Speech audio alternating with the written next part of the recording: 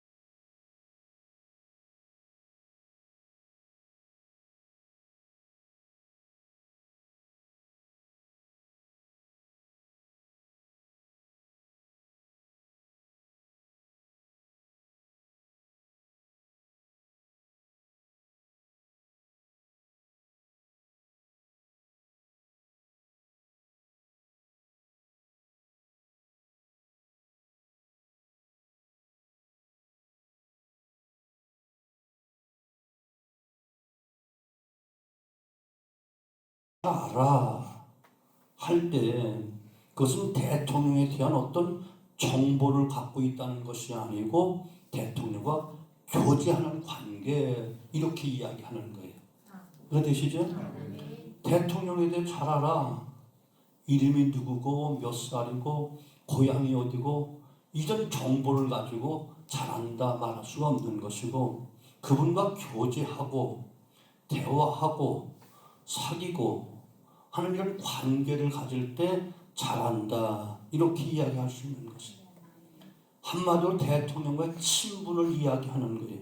때문에 성도가 하나님을 안다고 하는 것은 하나님과 교제하며 사는 사람이라는 그런 뜻이에요. 때문에 성도란 하나님과 사랑의 교제를 나누는 사람이 성도입니다. 이 같은 사랑의 교제를 통해서만 성도는 하나님을 알 수 있게 되어 있는 것이고 그때 하나님을 안다 이렇게 말하는 거예요. 하나님을 안다고 하면서 사랑하지 않는다면 그것은 하나님을 모르는 것이다. 오늘 사도 요한은 이렇게 이야기해요. 혹시 하나님에 대한 지식적인 정보는 가지고 있지만 그분이 천지만물을 창조하셨대 능력이 많으신 전능하시되 전지하신 분이되 또한 세상 어디나 다 계신 편지하신 분이래 이런 정보에 대해서 아는 것이 아니고 정말 사랑하신 하나님과 교제하며 살고 있는가, 이것이 중요한 거죠. 사람들 사이에도 교제하면 서로서로가 닮아가고 또 배워가고 알아가는 거예요. 맹자의 어머니가 3번 이사해서 생겨난 맹모 삼천 지교라는 말이나 검은 것을 가까이 하면 검어지고 붉은 것을 가까이 하면 붉어진다는 근묵자흐, 근적자적이라는 말은 모두 교제의 중요성을 이야기하는 거. 그 교제를 통해서 변화에 대한 이야기를 이야기하는 거라는 말이죠. 하나님은 사랑이시기 때문에 하나님과 교제하는 자는 반드시 사랑하며 사는 것이 당연하고 마땅하다, 그렇게 이야기하는 거예요. 요한계시록 2장 1절로 7절로 예배소 교회를 향해서 하신 말씀에서 예배소 교회는 행위나 수고, 인내가 있었던 좋은 교회예요.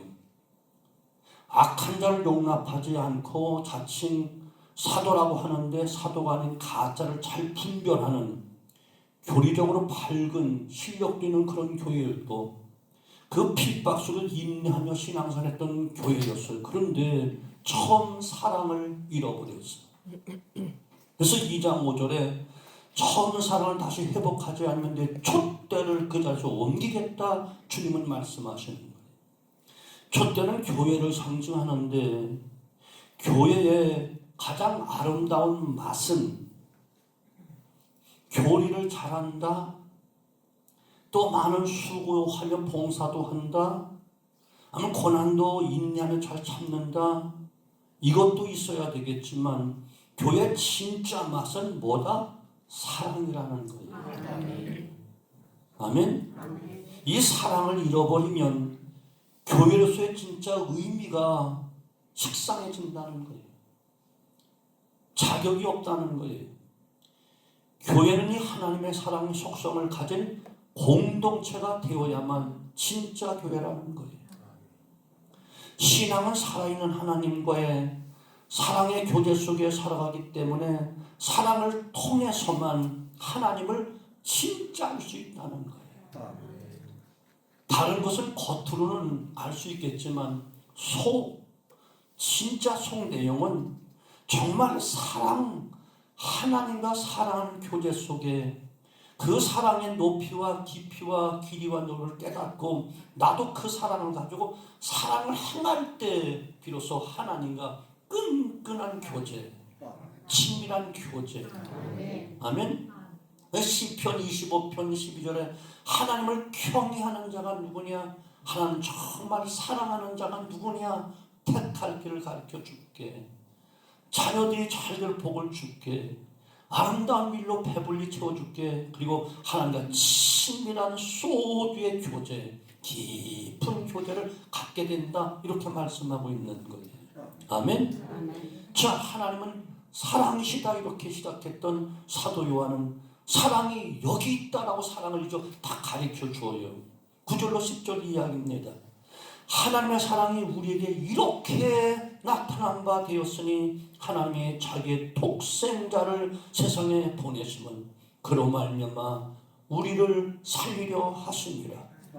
사랑은 여기 있으니 우리가 하나님을 사랑하는 것이 아니요 하나님이 우리를 사랑하사 우리 죄를 속하기 위하여 화목제물로 그 아들을 보내셨습니다. 9절에서 하나님의 사랑이 우리에게 이렇게 나타났다, 이렇게 말씀하시면서 10절 사랑은 여기 있으니 우리가 하나님을 사랑하는 것이 아니요 하나님 우리를 사랑하사, 하나님 우리를 사랑하신 것을 이야기하는 거예요.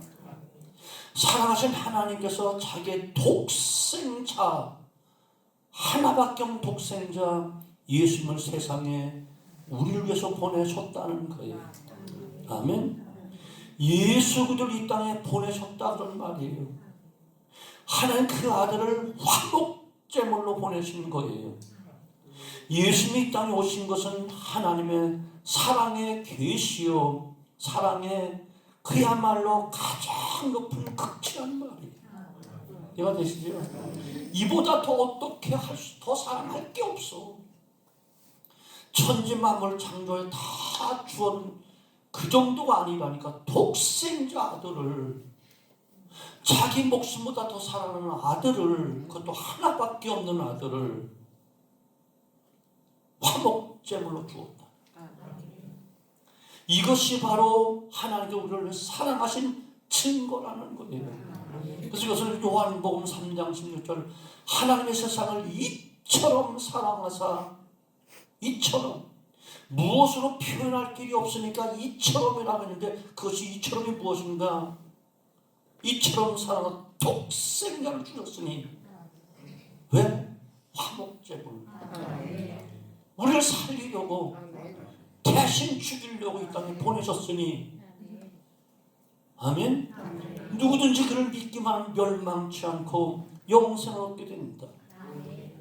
우리가 사랑할 만한 어떤 조건이 있어서가 아니고, 자격이 있어서가 아니고, 어떤 이것만 살려주면 좀 이렇게 하겠죠, 어떤 기미가 보여서도 아니고, 단순히 우리 죄를 속하기 위해서, 우리가 아주 죄인 되었을 때, 하나님과 원수 되었을 때, 연약하여 전혀 구실하지 못할 때, 예배소 2장에서는 전적 부패, 전적 타락하여 죽었던 우리를 살리기 위해서 십자가에 달려 죽게 하심으로, 죽음의 대가를 대신 죽게 하시고 우리를 살려내시기 위해서 죄의 값을 다 지불하여 그 죄짐을 지고 십자가에 죽게 하기 위해서 하나님이 그 아들을 이 땅에 보내셨다는 거예요.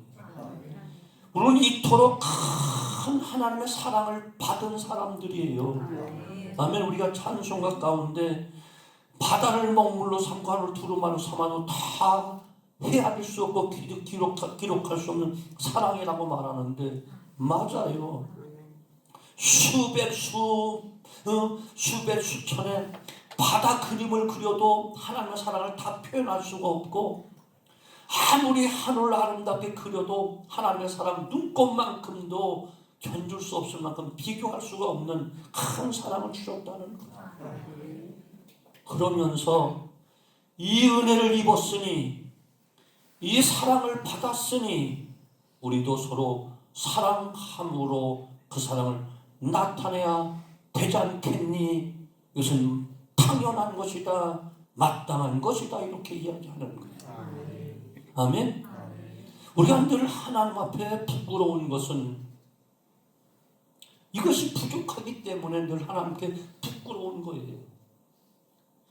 하나님이 이렇게 나를 사랑하셨는데 나는 왜 구원 받았으면서도, 그 사랑으로 살아났음에도 불구하고, 그 은혜를 용서받았음에도 불구하고 아무런 조건이 없이 나를 사랑하는 그 사랑을 지금도 받고 있음에도 불구하고 왜 사랑해야 될 가족조차도, 사랑해야 될 이웃조차도, 사랑해야 될 우리 사랑하는 성도들조차도 온전히 사랑하지 못할까? 이것이 늘 부끄러운 것 아니겠어요?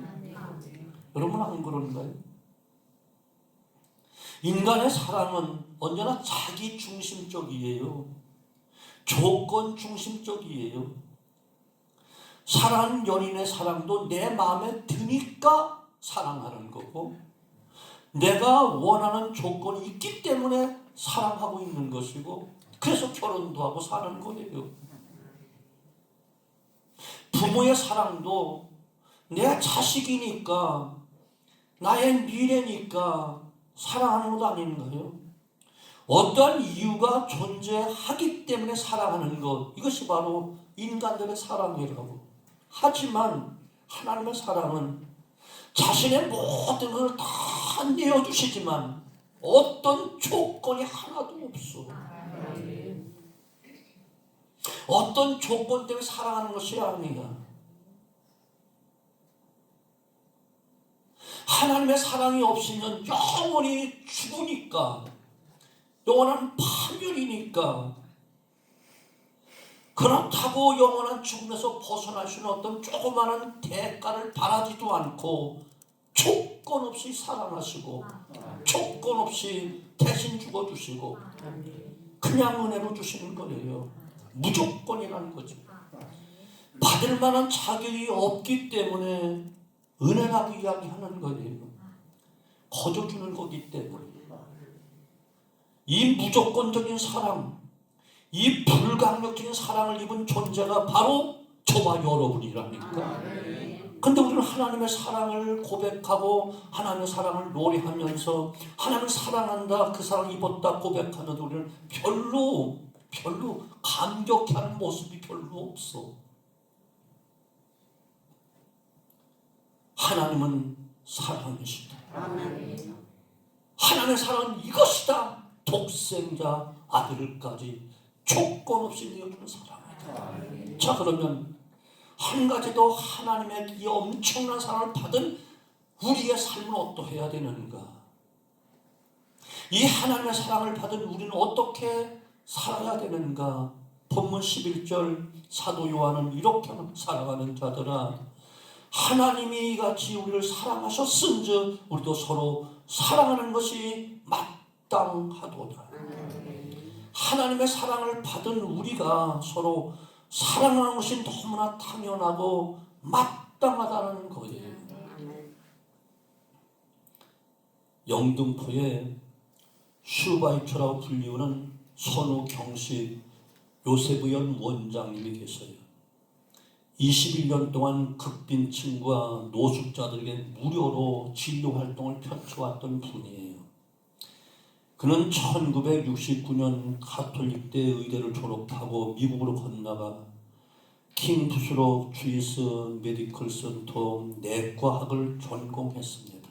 그리고 귀국해서 한림대 병원에서 근무하다가 전문의가 없으니 일주일에 한 번만 와서 좀 도와달라는 대학 후배들의 그 간청에 의해서 1983년부터 달동네 신림동에서 무료 진료를 시작했던 분이에요. 변변한 의료 시설이 그 당시 없었는 그곳에서 선 원장은 후배들과 함께 환자를 업고 다니면서 의료 봉사를 펼쳤습니다. 4년 뒤에 무료 자선 병원인 요셉 의원을 세우고 본격적으로 봉사의 길을 접어들었어요. 정말 그만큼 배웠고 그만큼 훌륭한 지식을 갖고 있다는 호화호식할 수 있는 모든 그 좋은 조건을 다 버리고 세상의 가장 낮은 곳으로 그는 스스로 내려간 거예요. 그는 언론과의 인터뷰에서 가난한 환자를 도와야 한다는 단순한 생각으로 무료 진료 사업을 시작했다.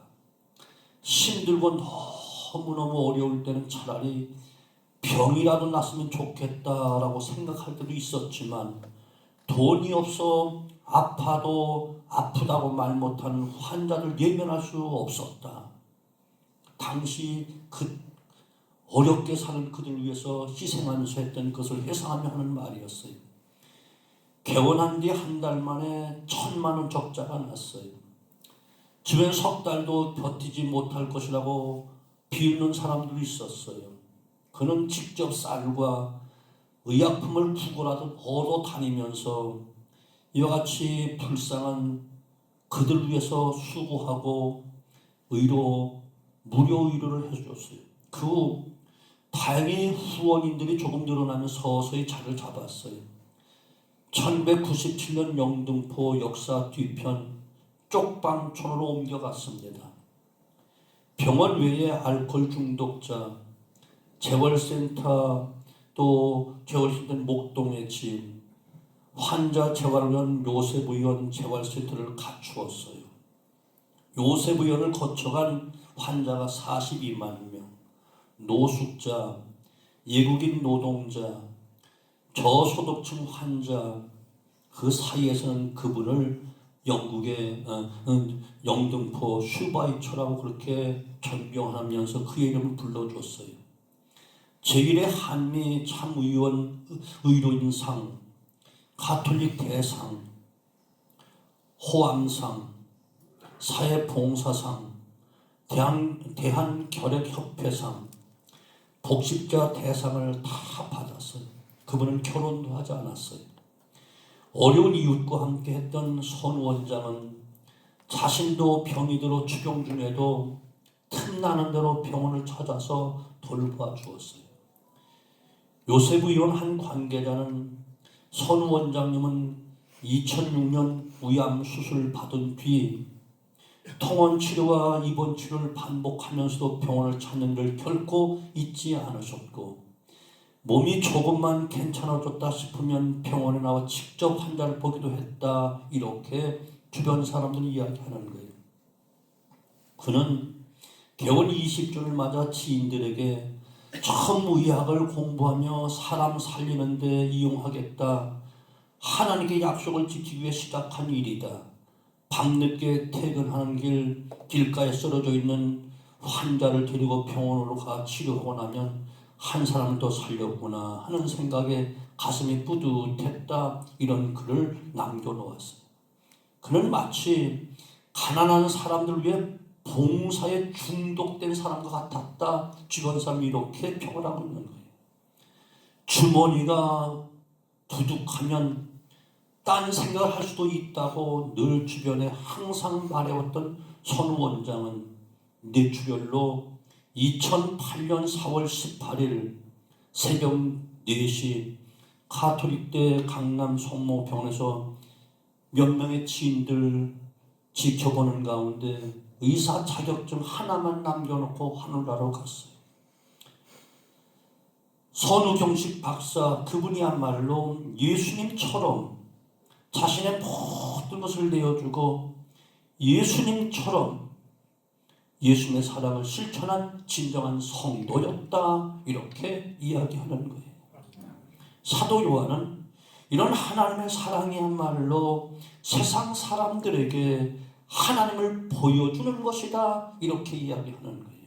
12절, 어느 때나 하나님을 본 사람이 없으되 만일 우리가 서로 사랑하면 하나님이 우리 안에 거하시고 그의 사랑이 우리 안에 온전히 이루어지느니라. 하나님을 본 사람 하나도 없어요. 그러나 하나님의 사랑을 실천한 자 안에 하나님이 거하시나니 그러므로 그를 본 자가 하나님을 본 것이다, 이렇게 말씀하고 있는 거예요. 이해가 되시죠? 세상 사람들은 스스로 하나님을 알 수도 볼 수도 없어. 하지만 하나님의 사랑을 전하는, 하나님의 사랑을 실천하는 그 사람 안에 있는 하나님을 세상 사람들이 볼 수 있다는 거예요. 다시 말하면 정말 하나님이 계시냐? 네가 좀 보여달라, 그렇게 이야기한다는 거예요. 정말 천국이 있다고? 네가 그럼 천국 백성다운 모습을 보여줘라, 세상은 이렇게 이야기한다는 거예요. 맞아요. 우리가 아무리 예수님과 천당 가세요, 하나님 살아계셔 해도 소용없어. 네가 정말 하나님이 계시다면 네 삶으로 하나님 좀 보여주어. 내 행실 속에서 하나님 보여주어. 그래서 마태복음 5장 13절입니다. 이같이 너희 빛을 사람에게 비추게 하여 저희 너희 착한 행실을 보고 하나님께 영광을 돌리게 하라. 요한복음 15장 16절, 너희가 나를 택한 것이 아니고 내가 너를 택하여 세웠나니 이는 너희로 과실을 많이 맺고 항상 있어 하나님께 영광을 돌리게 하라. 아멘. 우리가 아무리 예수 믿고 천당 가세요, 예수 믿고 구원받은 외쳐도 의미가 없다는 거예요. 진실로 예수님의 사랑을 진짜 받아서 하나님의 자녀가 되고 용서받고 구원받았다면 그 사랑을 우리가 실천함으로 믿지 않은 가족들이, 믿지 않은 친구들이, 믿지 않은 내가 대하는 사람들이 너를 보니까 정말 하나님이 계시구나, 너를 보니까 예수님이 정말 사랑하시는구나, 이것을 보여달라는 거예요. 이것이 부족하잖아요. 하나님의 사랑을 실천한 자 안에 하나님이 거하시나니 그러므로 하나님의 사랑을 실천한 그를 본 자는 하나님을 볼 것이다, 이렇게 말씀하고 있습니다. 우리가 하나님 보여줘야 돼. 우리가 예수를 보여줘야 돼. 천국이 이런 곳이라는 것을 보여줘야 돼. 그런데 우리라고 해서 죄송해. 그런데 나는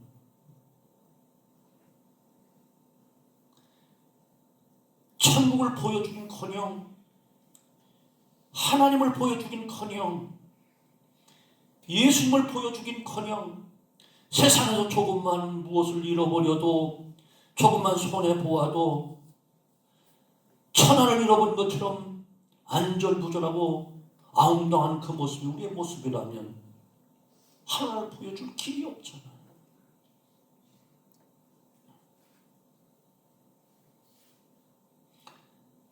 하나님을 세상 사람에게 보이게 하고 증거하는 일은 우리 모든 성도들이 하나님의 사랑을 실천할 때 그때만이 실현될 수 있다는 거예요. 사랑을 이야기하는 게 아니고 실천할 때 교회가 자기 이익을 앞세우는 한 하나님을 세상에 보여줄 다른 길은 없어. 미친 듯 하나님을 사랑하라 라고 하는 책을 쓴 저자 프랜시스 첸이라는 분이 있습니다. 미국 코너스턴 교회 목사님입니다. 1994년 개척 멤버 30명으로 시작된 교회가 2,000명 이상 모이는 큰 교회로 성장한 교회예요. 교회 헌금 절반을 선교와 구제로 다 사용하는 교회입니다. 그는 우주를 창조하신 하나님께서 한낱 우리 같은 자를 사랑한다는 사실 앞에 미친 사랑으로 반응해야 함이 마땅하다 이렇게 이야기했어. 그렇죠. 맞죠. 우주 만물을 창조하신 그 하나님이 독생자 아들도 아낌없이 나를 구원하셔 이 땅에 그 아들 보내주셨다면 우리는 미친 듯이 미친 사람으로 반응하는 것이 너무나 당연하다는 거예요.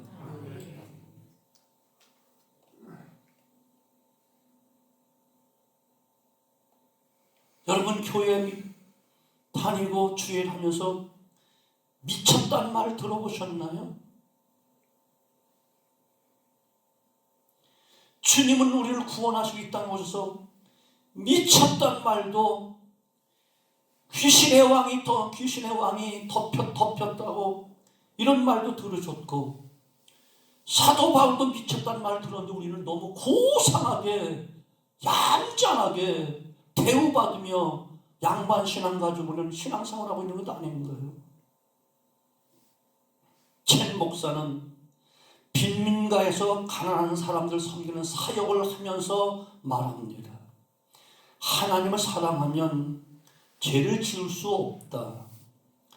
따라서 하나님 명령을 지키지 못할까 봐 걱정할 필요 전혀 없다. 하나님 우리를 변화시키길 원하신다. 우리가 변할 수 있도록 목숨까지 내어 놓으셨다. 그러므로 예수 그리스도의 시선을 고정하면 그분과 남들을 사랑하는 일이 점점 자연스러워진다.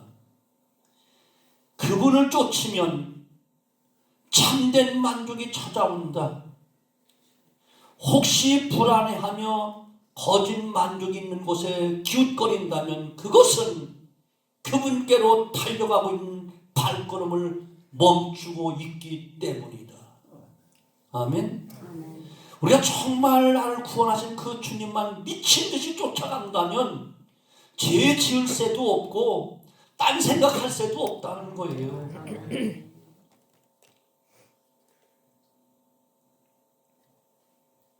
그런데 우리가 거짓 만족에 기웃거린다면 우리는 그분에 달려가던 발걸음을 나도 모르게 멈춰서고 그분 하던 시선이 세상을 향하여 바라보고 있고 세상 것을 즐기기 때문이다. 그런 뜻이란 말이에요. 첸 목사의 생모는 출산한 과정에서 숨을 거두었고 새어머니는 9살 때 교통사고로 세상을 떠났고 아버지마저 12살 무렵 암으로 세상을 떠났습니다. 프랜시스 첸은 청소년 시기를 거치면서 기독교 신앙에 대해 관심을 가지기 시작했고 목회길로 들어섰던 사람이 어쩌면 가장 어려운 환경 가운데 그를 붙잡아 주셨던 것이 하나님의 사랑이라는 거예요. 이런 악조건 속에 버림받은 쓰레기 같은 나를, 그 사랑이 나를 붙잡아 주셨는데 내가 미친 듯이 그분을 사랑하지 않을 수 있느냐? 그분이 하는 말인 거예요. 아멘? 그렇다고 우리는 아닌가요? 죄와 허물로 죽었던, 영원히 멸망받아 마땅한 영원한 지옥 형벌 불꽃에 들어갈 수밖에 없는 나를 살려주셨는데 그야말로 그분이 제정신이라면 제약세상에 오셨겠는가? 나를 너무너무 미친 듯이 사랑했으니 죽기까지, 못 박혀 죽기까지 나를 사랑하셨으니 나도 또한 그분을 미친 듯이 사랑하는 것 너무나 당연한 것 아니겠는가? 오늘 사도 요한이 마땅하다 하는 말과 당연하다 하는 말과 똑같은 말이라는 말이죠. 아멘. 지금도 전 세계를 돌아다니며 놀라운 하나님의 사랑을 찬양하고 그 사랑을 실천하는 데 헌신하는 분이에요. 월드 임팩트 아동 기아 재단 이사회 멤버로 활동하고 있고 수입의 90%를 다 기부하는 데 쓰고 있습니다. 예수에게 미친 사람은 이렇게 사는 거예요. 우리가 조금 뭐 해놓고 잘 믿는다고 진짜 웃기는 거예요. 미친 듯이 사랑하는 것이 아니고 웃기며 사랑한다는 거예요. 사랑하는 성도분, 진짜 주님의 사랑에 감동되면 미칠 수 있어요. 아멘. 오늘 말씀을 통해서 우리 모두 하나님을 사랑함으로, 깊이 사랑함으로 하나님도 깊이 알아가고 정말 그 사랑에 감동되고 그 사랑에 포로가 되어서 형제 이웃을 사랑함으로 살아계신 하나님의 그 영광을 증거하는 참 성도로 쓰임 받아야 되잖아요. 아멘. 어차피 한 번 죽는데, 어차피 다 놓고 갈 것인데, 진짜 하나님의 사랑으로 독생자 예수님의 그 구속의 은총으로 내가 구원받아 그 사랑 속에 산다면 우리도 한번 미친 듯이 하나님을 사랑한다, 주님을 사랑한다, 믿는다, 이런 모습으로 삶 속에서 주님을 증거하는 작은 예수로 살아야 되지 않을까요? 그 사랑의 빛을 저들에게 비춰줘서 여기 진짜 사랑이 있노라고 말이 아닌 삶으로, 행실로 본을 보여야 되는 것, 이것이 참 성도의 모습이 아닐까요? 우리 다시 한번 다짐해 보지요. 우리가 오늘도 살아있으면 이 사랑을 실천하여 나의 사랑을 세상에 보여줘라. 너는 세상의 빛이 아니냐? 세상의 소금이 아니냐? 예수의 참 사랑의 향기가 아니냐? 십자가의 그 놀라운 소식을 전하는 편지가 아니냐? 우리에게 오늘도 기대하시는 바 하나님을 미친 듯이 사랑하여 그 하나님의 사랑을 이웃에게, 가족에게 실천함으로 우리로 하여금 하나님을 보여줄 수 있는, 천국을 보여줄 수 있는 진짜 성도임을 보여줄 수 있는 참된 성도의 모습으로 우리 한번 거듭나게 되어지기를 주님의 이름으로 축원합니다. 기도합니다.